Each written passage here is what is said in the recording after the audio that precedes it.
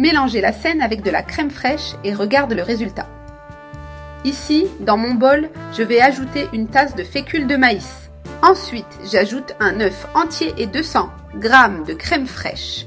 Maintenant, je vais bien mélanger tous ces ingrédients avec un fouet manuel, jusqu'à ce qu'ils soient complètement incorporés.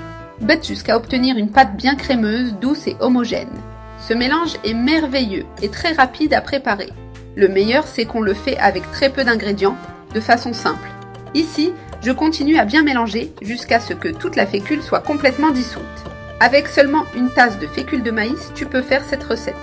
Elle donne une bonne quantité et suffit parfaitement pour servir 2 personnes. Parfois, quand on est pressé de sortir ou d'aller au travail, ou si tu as un engagement, c'est une excellente option, car en plus d'être pratique, elle est délicieuse. Dans cette préparation, je n'ajouterai ni sel ni sucre.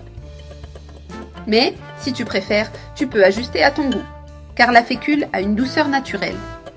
C'est pourquoi, personnellement, je ne vois pas la nécessité d'ajouter autre chose.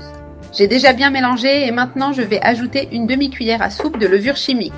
Mélange doucement dans le bol, juste jusqu'à ce que la levure soit intégrée à la pâte. Cette pâte a une texture très proche du pain au fromage et le goût est incroyable. Si tu veux l'améliorer encore plus, tu peux ajouter du fromage râpé dans le mélange. Du parmesan, du fromage à la crème ou celui que tu préfères. Il se marie très bien ici. Là, j'ai tout bien mélangé et la pâte a obtenu cette consistance. Regarde cette merveille qui est en train de se former, la texture est bien crémeuse. Maintenant, je vais verser la pâte dans cette poêle anti-adhésive. Je l'ai graissée avec un peu de beurre, juste pour éviter que la pâte ne colle.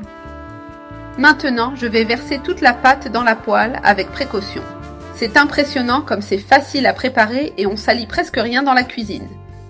Je règle le feu à température moyenne pour que ça cuise de manière uniforme. Je mets le couvercle et je laisse dorer le dessous pendant que la pâte cuit à l'intérieur. Ici, le pain est déjà doré d'un côté. Il est ferme et s'est détaché facilement. J'ai utilisé une spatule pour bien décoller les bords et faciliter le retournement. Maintenant, je place une assiette sur la poêle et je retourne avec précaution. Regarde comme il est beau, bien doré et d'une jolie couleur de ce côté aussi. Je remets la poêle sur le feu et je remets le pain pour dorer l'autre côté.